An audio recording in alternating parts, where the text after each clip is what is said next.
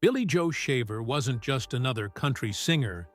He was the man they called the honky-tonk Shakespeare.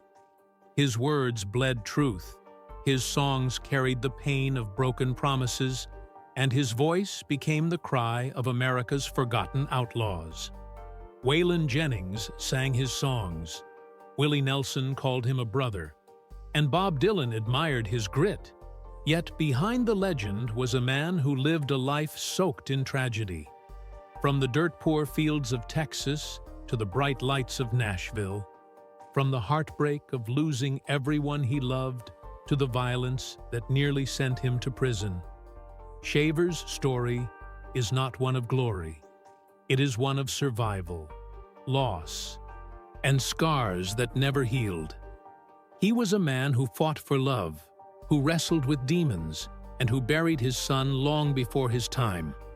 He was a man who faced death more than once and kept singing through the pain. But in the end, his life left behind haunting questions. What price did Billy Joe Shaver pay for greatness? And why did tragedy follow him until his final breath? Billy Joe Shaver's life began under the long shadow of hardship. Born in Corsicana, Texas, in 1939, he entered a world that gave him very little to hold on to. His father abandoned the family when Billy Joe was just a boy, leaving him and his sister to be raised by their mother, Victory. She worked endless hours in a local honky-tonk, serving drinks, cleaning tables, and trying to make enough money to keep food on the table. For young Billy Joe, that bar became more than just his mother's workplace. It was the first stage where life's harsh realities unfolded before his eyes. He saw men gamble away their paychecks, couples fight over love gone wrong, and drifters with nothing but pain in their voices sing songs that cut to the bone. These were the earliest lessons of a boy who would grow up to write some of the rawest lyrics in country music history. Yet, school never fit him. He was restless, distracted, and always chasing something beyond the classroom walls. By the time he reached his teens, Billy Joe was already drifting between odd jobs, cotton fields, roadside labor, anything that would pay a few cents. He often went hungry, sometimes with no shoes on his feet, but the one constant in his life was music. He clung to the sounds of the jukebox, memorizing the songs of Hank Williams, Lefty Frizzle, and Ernest Tubb, dreaming that maybe one day his voice could carry the same truth. But poverty pressed down on him like a weight. His mother eventually remarried, and Billy Joe's stepfather proved to be a hard man, often violent, leaving the boy to fend for himself even more. By 14, Billy Joe had already decided he wasn't going to be trapped by the cycle of desperation around him. He hitchhiked across Texas, sleeping under bridges, eating what he could steal or scavenge, and finding shelter wherever he was welcomed. It was a dangerous life for someone so young, but it hardened him, shaping the grit that would later define his music. Each bruise, each scar, each empty night carved itself into his songs before he ever put pen to paper. He grew up not in classrooms, but in the back rooms of bars and on the shoulders of roads that stretched endlessly into nowhere. And yet, that nowhere became his everything. It was the crucible where Billy Joe Shaver, the man and the poet, was forged. A boy born with nothing but grit, a voice and a determination to turn every wound into a verse. Life has a way of testing the people destined for greatness. And for Billy Joe Shaver, the test came early in the form of an accident that could have ended his dream before it ever began. As a young man, after drifting through countless low-paying jobs, he found steady work at a sawmill. The pay wasn't much, but it was enough to survive. And in those days, survival was all he asked for. But one day at the mill, while guiding wood through a whirring blade, his hand slipped. In an instant, the saw tore through his flesh, leaving him without 2 fingers on his dominant hand. For many men, that accident would have been the end. The guitar he loved seemed suddenly unreachable, a cruel joke played by fate on a young dreamer who had little else in the world. He nearly gave up. How could a songwriter become anything without the ability to play? Yet, Billy Joe was not built to surrender. He picked up the guitar again, teaching himself to form chords and strum in a new way. Where others saw limitation, he found a different rhythm, and his unique style would later become part of what made his songs so distinct. Still, the accident left him scarred, not just physically, but mentally. He wandered deeper into loneliness and despair, unsure if music would ever carry him out of poverty. Around this time, he joined the Navy, hoping military service would provide direction, but it didn't take long before he was back in Texas, drifting once again between work and restlessness. The guitar never left his side, and neither did the words that began to pour out of him. He scribbled lyrics on scraps of paper, cigarette cartons, and even the back of pay stubs. These weren't just songs, they were survival notes, a way of making sense of the pain he carried inside. His break came in the 1960s when he hitchhiked to Nashville, arriving with almost nothing but his guitar, his scars, and a bag of songs that he believed in with his whole heart. He was rejected more than once, doors slammed in his face, but he never turned back. He camped out in alleyways, slept in cars, and showed up at publishing houses day after day until someone listened. Eventually, they did. His songs were raw, unpolished, and real. And they stood out in a town that often preferred polish over pain. Waylon Jennings, already carving his own legend, took notice of Billy Joe's writing. He didn't just record one or two of his songs, he recorded nearly an entire album of them, giving Shaver his first true entry into the outlaw country movement. The sawmill accident that should have silenced him instead became the reason his songs rang with so much authenticity. Each chord was played against the odds, each lyric born from a life that had already taken more than it had given. He didn't just write songs, he lived them. And every missing finger was a reminder that nothing about Billy Joe Shaver would ever come easy. If there was one force in Billy Joe Shaver's life that rivaled his passion for music, it was his love for Brenda Joyce Tyndall. She was his high school sweetheart, a woman he fell for with a fire that never truly went out. Their story wasn't a simple tale of boy meets girl. It was a saga filled with devotion, betrayal, reconciliation, and heartbreak that stretched across decades. Billy Joe and Brenda married young, and from the start, their relationship was tested by the weight of poverty, the demands of his music, and his restless spirit. They fought often, sometimes bitterly, but they always came back to one another as if pulled together by a force stronger than reason. In a move that seemed almost unheard of, Billy Joe would marry Brenda not once, not twice, but 3 separate times. Each marriage ended in divorce, yet each time they found themselves drawn back together, unable to fully let go. Friends described their bond as volcanic. It could erupt in anger, but also burn with an intensity of love that neither of them could escape. Their relationship was woven into his music, fueling some of his most heartfelt and tormented lyrics. But love, no matter how strong, could not shield them from tragedy. In 1999, Brenda was diagnosed with cancer. The news shattered Billy Joe, who had already endured so much loss in his life. He stood by her through the illness, watching the woman who had been the anchor of his chaotic world fade before his eyes. She died that same year, leaving him devastated and adrift. For Billy Joe, Brenda's death wasn't just the loss of a wife.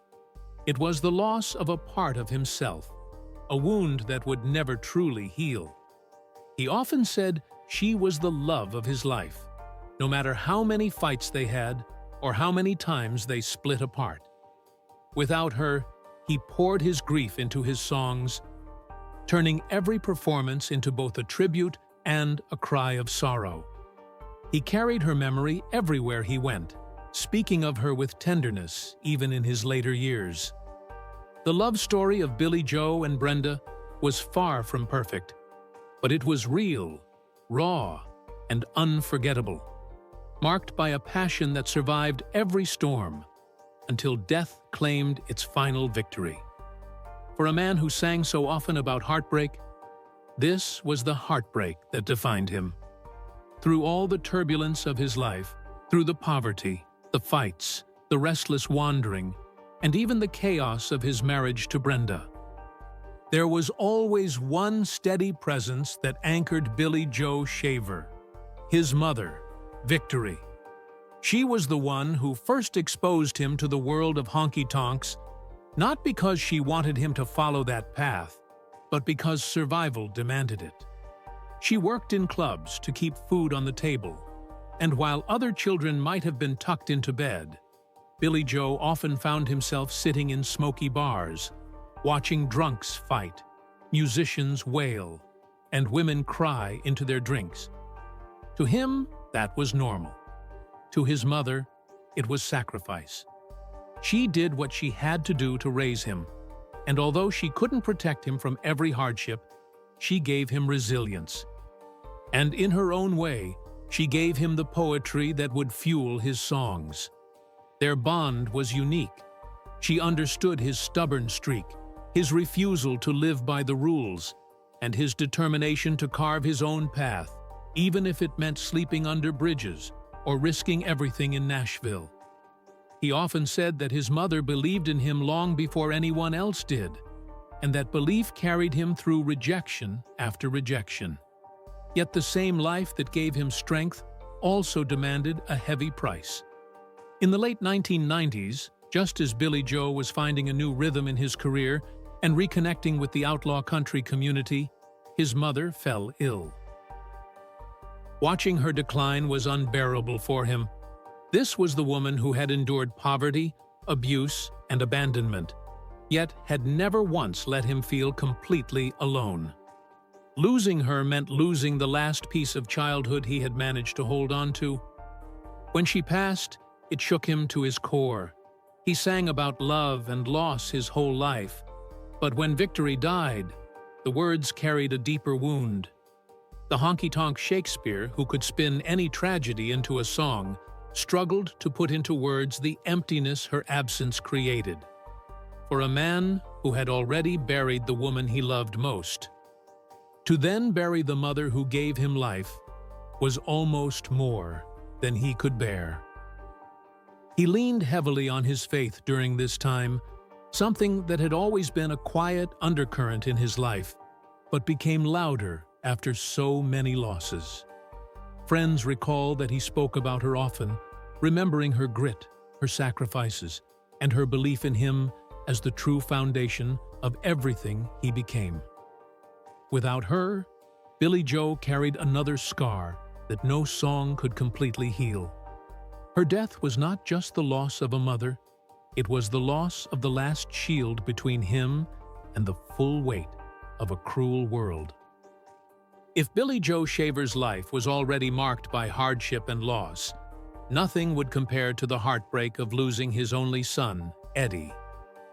Born in 1962, Eddie Shaver grew up surrounded by music, traveling with his father, and absorbing the life of a troubadour from the time he could walk. Unlike many children of musicians, Eddie didn't just linger in the background. He embraced the stage with an energy that matched his father's restless spirit. By the time he was a teenager, he was already an exceptional guitarist, capable of bending strings and pulling sounds out of a Telecaster that few could rival. Soon, he wasn't just Billie Joe's son, he was his partner. The two toured together, recorded together, and shared not only the bond of father and son, but also the sacred language of music. They were inseparable, bound by blood, by songs, and by the rough road of outlaw country. Fans often said that when Billy Joe sang and Eddie played, it was like watching two halves of the same soul pouring out their pain and truth on stage. But life on the road has a dark side, and for Eddie, it came in the form of addiction. The same honky-tonks, endless highways, and hotel rooms that fueled their music also fueled a spiral of drug use. Billy Joe, who had battled his own demons, tried desperately to pull his son back from the edge. He spoke about praying for him, about begging him to turn his life around, but addiction is a cruel thief. It doesn't just take the body, it takes the spirit, and Eddie was caught in its grip. On December 31st, 2000, the news broke that would change Billy Joe forever. Eddie Shaver was found dead of a heroin overdose. He was only 38 years old. For Billy Joe, it was as if the ground beneath him had given way. He had buried his wife Brenda the year before, his mother not long before that, and now his only son, the one person who carried his bloodline. His legacy and his heart was gone. The grief was unbearable. He admitted in interviews that he didn't know if he could keep going, that the pain was too much to carry. And yet, even in his sorrow, he found a way to honor Eddie. He kept performing, often with tears in his eyes, singing songs that felt more like prayers than performances. His shows became raw confessions of a man who had lost everything but was still standing. Every note, every lyric, carried the weight of his son's absence. In many ways, Eddie's death was the final tragedy that defined Billy Joe Shaver. He had been abandoned as a child, scarred by an accident, hardened by poverty, and crushed by the loss of his wife and mother. But nothing cut as deeply as laying his only son in the ground. The honky-tonk Shakespeare, who had turned every pain into poetry, now carried the kind of sorrow that words could barely contain. For the rest of his life, he would walk with the ghost of Eddie beside him, a reminder that the brightest flame of his heart had been extinguished far too soon. By the time the new millennium arrived, Billy Joe Shaver had already lived through more pain and loss than most men could endure. Yet the tragedies of his personal life were not the only storms that followed him. Even in his later years, scandal and violence seemed to stalk his every step. In March of 2007, a story broke that stunned the country music community and reignited the outlaw reputation Billy Joe had carried for decades. He was involved in a shooting outside Papa Joe's Texas saloon in Lorena, a small town not far from Waco. The incident unfolded after what witnesses described as a heated argument between Shaver and another patron, Billy Coker. According to reports, harsh words escalated into a confrontation, and in a moment that felt torn from one of his own songs, Shaver pulled a small handgun and shot Coker in the face. Miraculously, the man survived, but the fallout was immediate. The headlines painted Billy Joe not as the beloved songwriter who had given Waylon Jennings the legendary Honky Tonk Heroes album, but as an aging outlaw who couldn't stay clear of trouble. The trial that followed became a media spectacle. Prosecutors pushed for justice, arguing that Shaver had gone too far, while his defense painted a different picture, that the shooting was an act of self-defense. Billy Joe himself remained unapologetic, famously telling reporters, "Where do you want it?" a phrase he claimed to have asked his opponent before pulling the trigger. It was a line that only added to the myth of his outlaw persona, a mix of danger and dark humor that made him both feared and admired. In 2010, after years of legal battles, a jury acquitted Shaver of all charges, ruling that he had acted to protect himself. Still, the incident left a permanent mark on his reputation. For some, it reinforced his authenticity as a man who truly lived the outlaw life he sang about. For others, It was a reminder of the chaos and volatility that followed him everywhere he went. The gunfire at Papa Joe's became another chapter in the tragic and violent story of a man who seemed destined to stand at the edge of destruction. Even after the trial, Shaver's life remained a blend of faith, music, and survival. He continued to perform, his songs echoing with more weight than ever. But behind the curtain, the shadows of scandal lingered. The shooting may not have taken his freedom, but it deepened the image of Billy Joe Shaver as a man whose life could never be separated from danger. Whether it was poverty, heartbreak, addiction, or violence, tragedy always seemed to be waiting just outside the door, daring him to step into it once again. The road takes its toll on every musician, but for Billy Joe Shaver, the weight of years on the highway, hard living, and relentless heartbreak left scars that even he couldn't mask with a song. By the 2000s, his body had become a battlefield. He had always been a man of grit, the kind who shrugged off pain with a cigarette and a verse. But time is merciless, and for Billy Joe, the years caught up with him in devastating ways.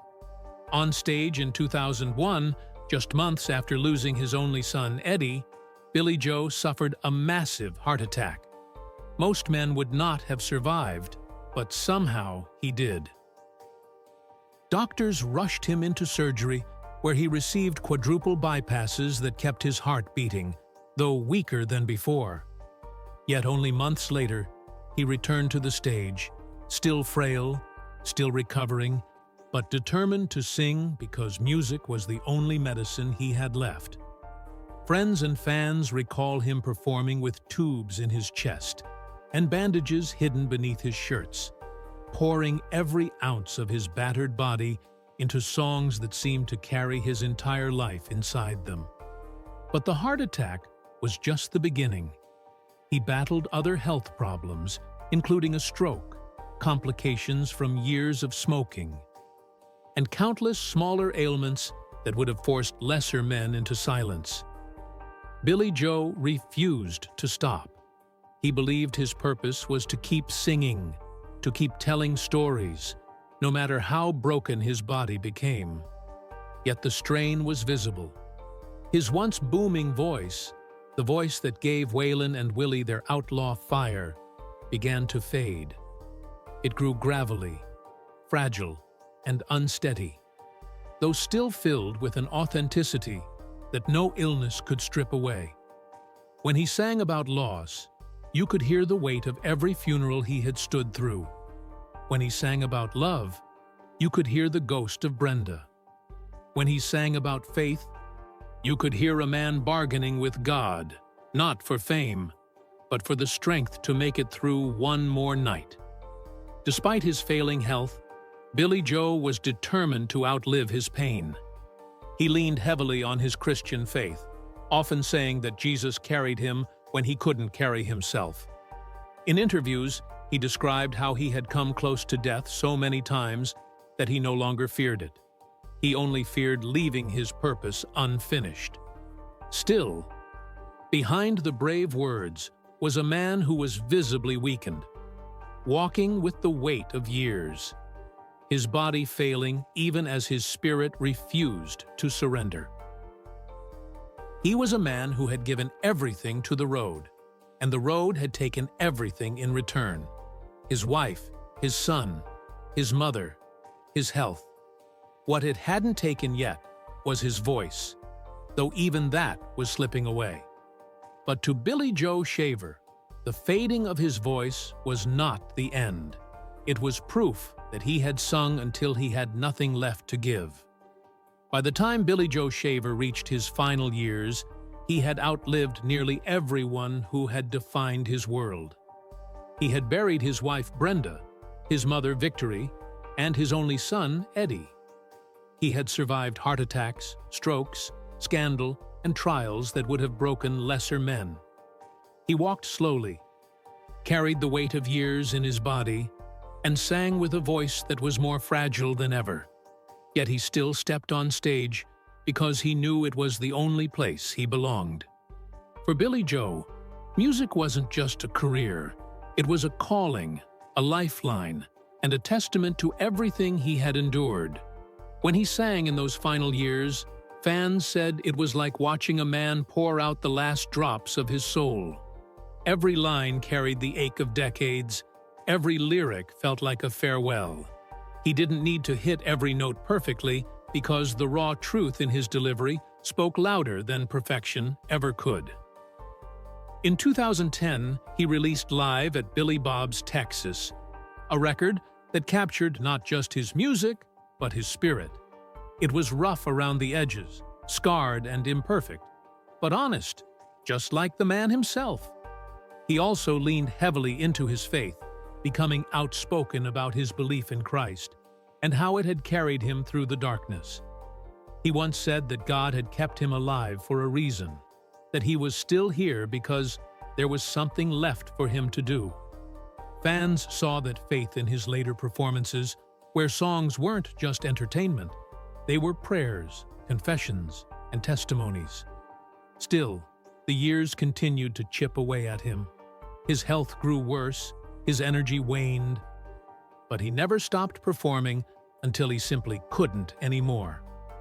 On October 28, 2020, Billy Joe Shaver passed away in Waco, Texas, after suffering a massive stroke. He was 81 years old. The news hit the country music world like a thunderclap.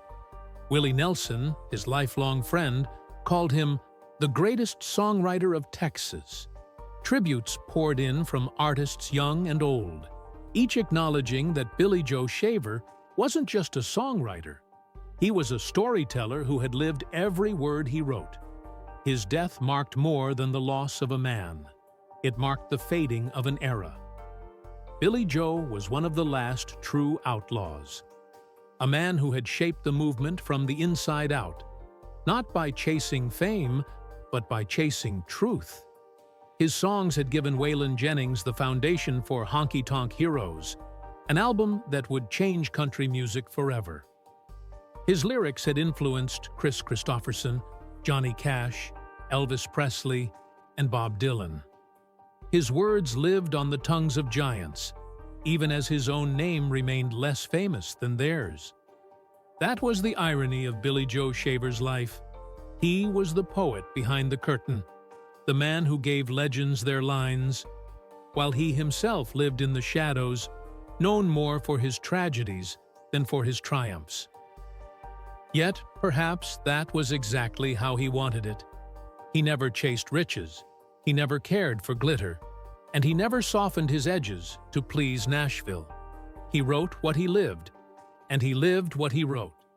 That was his gift and his curse. The legacy of Billy Joe Shaver is not one of glamour. It is one of survival.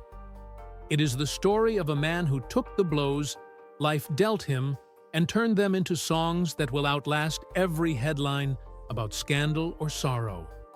It is the story of a man who lost everything, yet kept singing until he had nothing left to give. When he died, it wasn't just the end of a life, it was the closing of a chapter in country music's history, the final words of its honky-tonk Shakespeare. And in the silence that followed his passing, one truth remained clear. Billy Joe Shaver's tragedies were many, but through them, he left behind a legacy that will forever echo in the chords of outlaw country.